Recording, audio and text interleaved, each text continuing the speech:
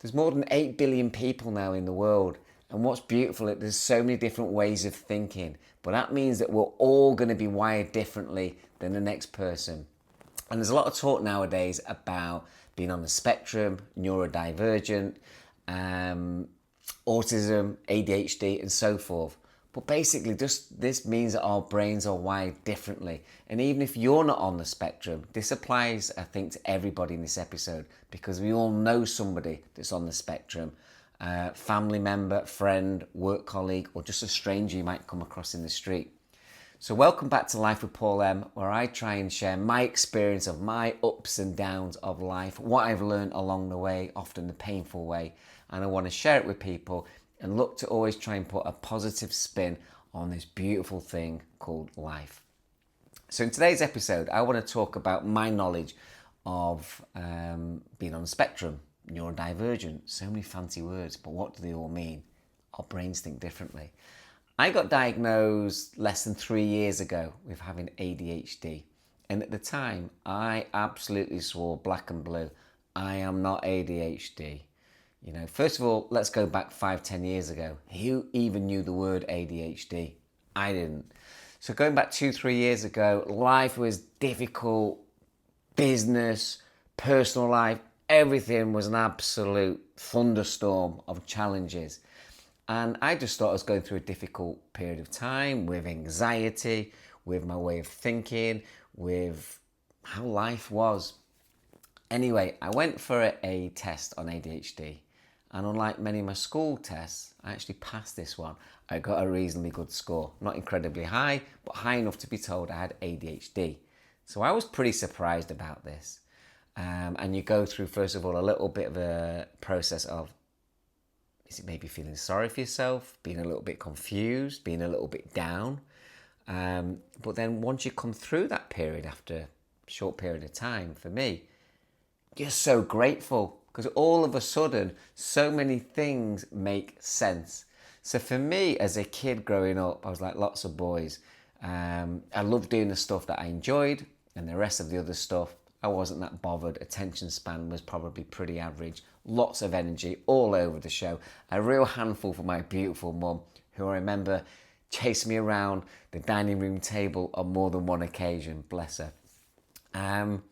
But I didn't think I was anything different than a lot of the boys, if I'm honest. But fast forward then to being in my mid-late 40s when life was really difficult.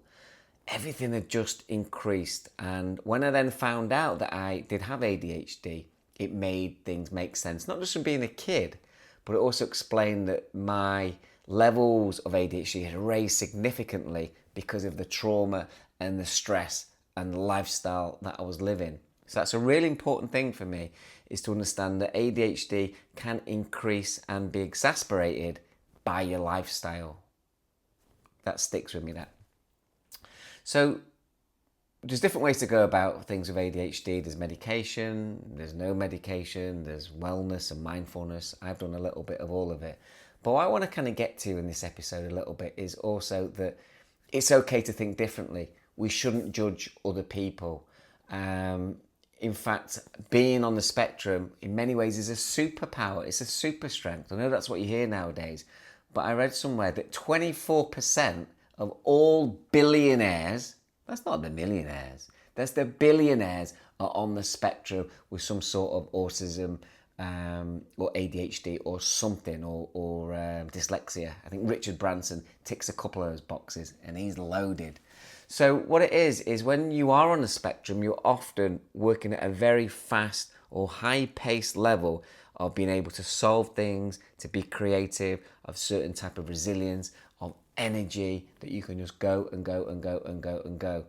The key thing is harnessing that energy, harnessing and finding your passions of areas that you're interested in. And that's a key thing.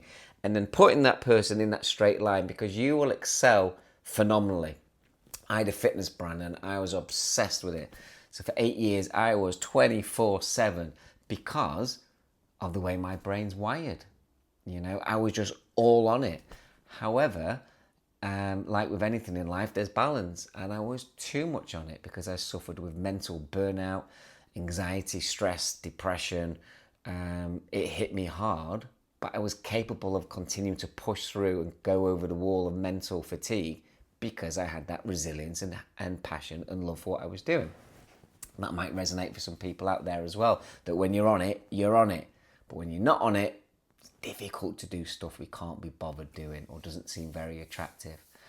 Many of the people I know, in fact, I've got a dear friend, and he'll know I'm talking about him. I don't want to mention his name in case he doesn't want me to mention him, but he's on the spectrum, and he is the most beautiful soul that I possibly ever met. So being on the spectrum is a huge strength, but it's about understanding how you're wired, and that's important. Why is this important for people who are not neurodivergent? Because if you understand how somebody's brain works, you can then be more patient, stop being so judgmental. You can also learn how maybe to give information to them. You can learn how maybe to speak to them, how to respond to them. You can understand a little bit why they respond the way that they do. So I think it's incredibly important, especially if you've got children that are on the spectrum, or friends or loved ones, or like I say, just strangers that you meet, is don't be so judgmental that you know it all, because none of us know it all. I don't care how smart you, me, him or her might be. We don't know it all. We might be good at what we know, but we're hopeless at what we don't know. So let's not judge. Whereas some of these people that are on the spectrum are the smartest, most successful, the most caring, the most loving, passionate, hardworking people you can imagine. So I wanted just to share that a little bit. So if you're on the spectrum, I keep using that word, don't we? And the thing is as well, nowadays people love to put labels on things, don't they? You're this, you're that, and almost pigeonhole you. The fact is, every single one of us is slightly on the spectrum and have some sort of tendencies of every single thing there is out there. Just some people might score a little bit higher or a little bit lower on more or less different things.